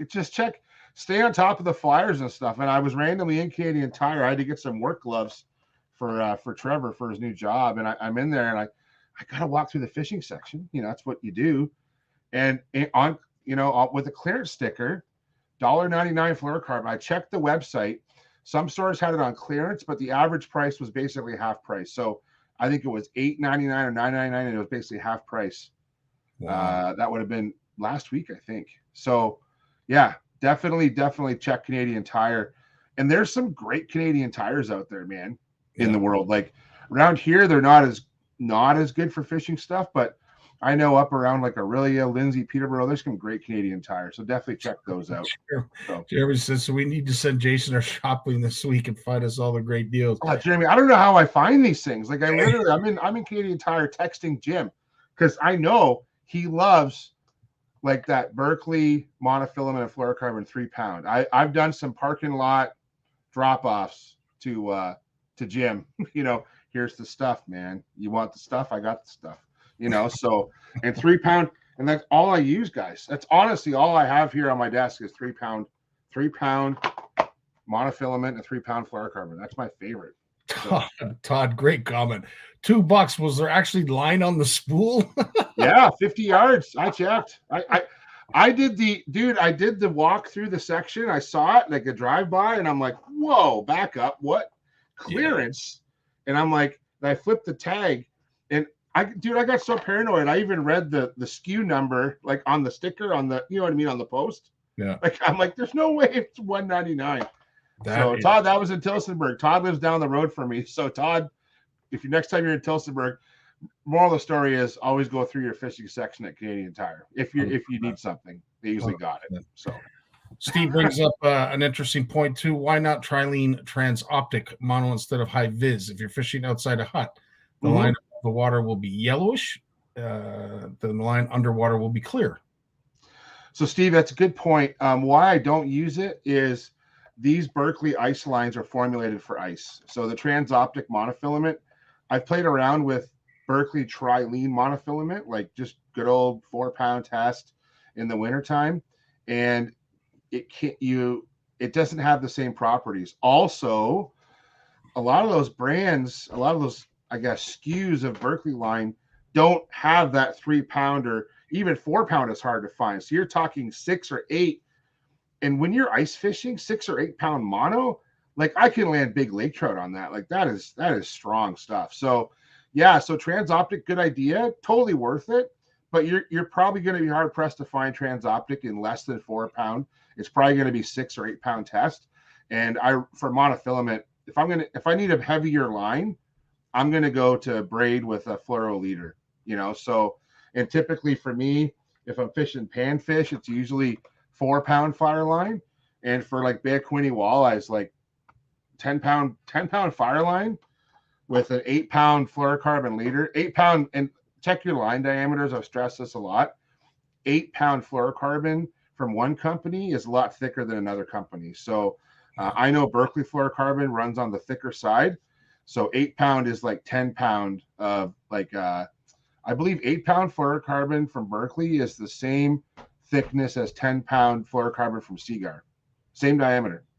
The line is very similar, but people will get annoyed because they've broken off on one versus the other. Don't worry about the break rating. Worry about the diameter. Now, when it comes to jigging larger fish, obviously with panfish, it might be a little bit different. But walleye, I've always been a big fan of tying a barrel swivel between your braid and your fluorocarbon leader. For a number of reasons. But obviously with the smaller fish, panfish, it's not as necessary. But I love having that swivel. So like with panfish, if I'm using braid, I'm still gonna, like, those little steelhead swivels. Yeah, they get a ton of use. And I have 2 sizes of steelhead swivels that I use. One's like a micro swivel, and one's like, it's still tiny, but it's almost double the size. So I just repurpose. I take those swivels out of my pack, and they go in the ice fishing box. And if I'm fishing for lake trout, walleye, I use the larger swivels, which are still pretty small. What I like to do is I like to actually run basically whatever length of rod I have, just because I don't like the swivel going up through the guides. Yeah, I find that's enough, so that right there is probably 2 feet that I could have a leader on. So a 2-foot leader. I run the braid, and then I got the barrel swivel not going up into my rod. That's plenty. And actually my walleye rods are actually 36-inch rods. So add another 6 inches to that. That's typically what I'm using. But for panfish, I'll use straight braid or fluoro. But if I got to go deeper, like purchase the outlier for panfish, because a lot of perch fishing I do is 20 to 30 plus feet, and I use a lot of braid for those. So I'm going to use a swivel for those. So I'm going to run usually a 3-pound or 4-pound fluorocarbon leader, and then usually 4-pound fire line, and that's going to be my setup. Well, you must be getting excited with the weather that's upcoming. There is a deep freeze. Our Western CFNers are blowing very hard to get cold air out our way, and you're doing a heck of a job, because, yes, we are going to be in sub-zero degree weather very, very soon, and I would say a lot of those soft waters are going to be pretty hard very shortly. Yeah, we got to get through some weather first, and I've seen I saw a TikTok video today from John White. He was actually going to go. If no one knows who John White is, John is a resident on Lake Simcoe, and he does the first ice contest every year for like the Lake Simcoe message board group. Great angler. He's a fellow pro staffer on the Pure Fishing group with me. His message today was he's not checking ice yet because of what was 5 centimeters, he told me, turned into 15 or 20 centimeters in Aurelia, that north end of Simcoe, this past snowfall, like 2 days ago. So he's not checking ice yet because everyone should know this. When you got that thin layer of ice, and I know there was a couple outfitters on Cooch checking the ice, and it was like literally there was a good 4 inches, and I'm like, right on, another cold night, we're gonna have 5-6 inches. But when you pile a foot of snow on top of that, that weight compresses that ice down. So it's not ready to go yet. Got to give it another week. But you know what? That's fine for Southern Ontario. And you're right, Scotty, 100% jealous of our colleagues out west. They're living in the polar vortex. They're on their machines. Yeah. I have seen a couple trucks go through the ice on social media already, even on Lake Winnipeg. But no, they're smashing fish out there. My colleagues at now my professional colleagues at fisheries, they're out there and they're kicking my ass right now in the online. We have an ice fishing contest on Fish Donkey, and I don't even know how to compete against them because I got no ice. So it kind of sucks. So wow. Just to recap, Jay in there you Sunday go. right now, $1.43. Tracy just looked online. Holy smokes! Right on. There you go, Christina. Go load up. You can't go wrong. Great question here, Steve. Again, shelf life. Is there a longer shelf life depending on the type of line? Obviously, sun deterioration, fraying, what have you, just hard handling. Does it have a shelf life? Should we be changing our braids more than our florals? Yada yada yada. So when it comes to mono and fluoro, I use these bins, and they're not airtight, but they're pretty tight. I keep them in the basement, literally in the back room. All my line is on a shelf that's in the darkness most of the time. And some of these boxes of line are probably 5. Like I should even show you some of them because I think some of the Berkeley guys get mad when I show outdated packaging. They're worried that the people won't recognize it. Okay, I'm not joking. Like, this is the 10-pound fire line, and the packaging is different now. It's like a clear plastic, so that's probably 5 years old. But some of this stuff, it lasts for 4 or 5 years. And if I put on a bad spool, but you need to make sure when you're putting it on to be careful of that line twist. Like it's no different than any other time of year. So everyone has a way of doing it. There's a lot of YouTube videos showing how to do it, but do not get that line twist initially. And also don't be afraid once in a while to stretch it out. So I've actually explained this to Trevor, and I used to do this as a kid too, because I was too cheap to go buy more monofilament at this local store. So I would just repurpose my mono by stretching it out. So I'd go hook my lure onto the fence in the backyard or onto a tree, and I'd walk out 30, 40, 50 feet, maybe 100 feet, and I would reel down as tight as I could, and I would slowly just stretch that out. The other way you can actually make your line last a lot longer, guys, and I'm surprised people don't do this, read your specs on your reel, okay? Figure out how many inches per turn of line you want on there. So if I turn this handle once and I'm going to put on 24 inches of line, so that's 2 feet, and I'm going to ice fish, and I'm pan fishing, dude. I don't want more than 100 feet. So that's 30 yards. Okay. So a spool of Berkeley trilene is 100 yards. I only need 30 yards of mono on there. Right. So that little spool can do 3 spools. I'll just count out how many turns to get 30 yards on. That's it. So look up the reel you're using. This is a Fluger President 2500. Look up the reel you're going to put it on online. Go to the specs. Don't look at gear retrieve. Inches per turn. Do the math. And then as you're cranking it off the box, just be like, I only need to put on 24 cranks. Count to 24 and you're good. That's all you need to do. That's how you can make sure that your line is full too, and this, I do this year round, but for ice fishing, you can stretch a buck. Same with when you're using braid, it's so thin, you need to check the diameter. So 10-pound fire line is 4-pound diameter. So look at your 4-pound capacity on your reel, figure out how many yards you want on there, and you can stretch a buck for your fishing line. Not that ice line is pretty cheap stuff to have, but you can make it go a long way. 100%. And last point here, I see this all the time, the do's and don'ts when it comes to dipping your reel in warm water, hot water, cold water. What's your thoughts on that, Jay?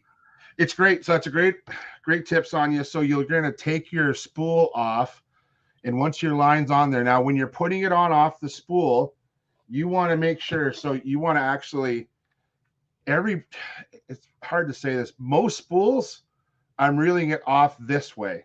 So with the back of the spool up, but I'll check it. I'm going to go down, I'm going to drop my rod tip, and I'm going to look to see if my line's kinking, if you're getting twist. If so, I'm going to flip it over. Mm-hmm. So I'm going to pick the side that gives me the least amount of twist. Once I have all the line on that I want, then if you want to do that tips on it, it's a good tip. Just take the spool that you have and just get some lukewarm. It's not hot to touch, a little more than lukewarm, and just soak your spool. I don't even soak the spool. Like all I do is just submerge the line. So I won't drop the whole spool in there because I got some grease and stuff in there. I don't want to wash all that out. I'll just hold the spool of line underwater, basically up to the edge of the line, just for a couple minutes, and that line will take the shape of your spool.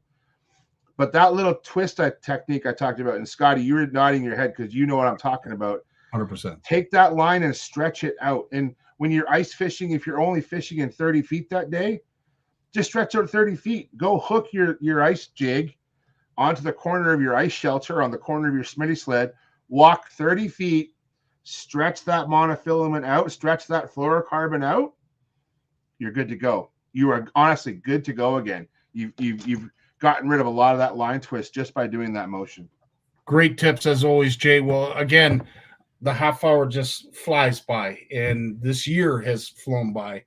And again, I can't thank you on behalf of the entire community. We as CFNers love you joining us every Monday because it is a wealth of information between you three lads, as well as Yvonne coming on here and Cameron Tate doing the odd cooking with CFN. As always, my friend, we thank you. We wish you and your family a happy holiday and a Merry Christmas. And again, Boxing Day, the door is open if you want to join us. If you're busy with family, totally understand, but we will be going live on Boxing Day, of course, to reveal who is going to be fishing like a Beehler as we announce the winner of the Christmas giveaway. It's great. Thanks, everyone. It's been a great year. I might see you Boxing Day, but I don't know what's going to happen. But either way, Merry Christmas, Happy Holidays, and we'll talk to you guys soon. Right on, Jay. Take care, bud. All the best. See you guys. Well, there it is on the eve of Christmas. Yeah, it's a couple days away. Yes, we've got a storm to get through out here out in the east. We've got lots of weather changes. We've got lots of exciting possibilities with the hard water season, perhaps maybe taking hold and taking shape in the coming weeks. Perhaps maybe for Christmas, that's what we'll get. We'll get 6 inches of ice for all of us to enjoy some hard water fishing. Until then, as I said, I can't thank all of you enough. Steve, what you do behind the scenes, of course, all of our other CFN Legacy members that pump our tires and support our community. And you, again, we'd be nothing without you folks coming here. We love the interaction that goes on. And we try to reward you as best we can with giveaways. Like, as I said, go to the pin post on our Canadian Fishing Network Facebook page. Wish 3 people a Merry Christmas. That'll be 3 ballots for you. And if they wish you a Merry Christmas back, it's 6 total ballots. We are at 700, just over 700 ballots. So we look forward to drawing on Boxing Day. Until then, enjoy your Christmas. Enjoy your family. Enjoy your friends. Enjoy some time off. Love you all. Take care. Stay safe. And we will see you in a week's time. Dave, it's time for you to take us away. All the best, guys. Love you all. Peace. Well, as much as I hate to admit it, I guess we've run out of time. So I've enjoyed it, but I'm going to do something I haven't done since season 1. Turn out the lights, the party's over. They say that all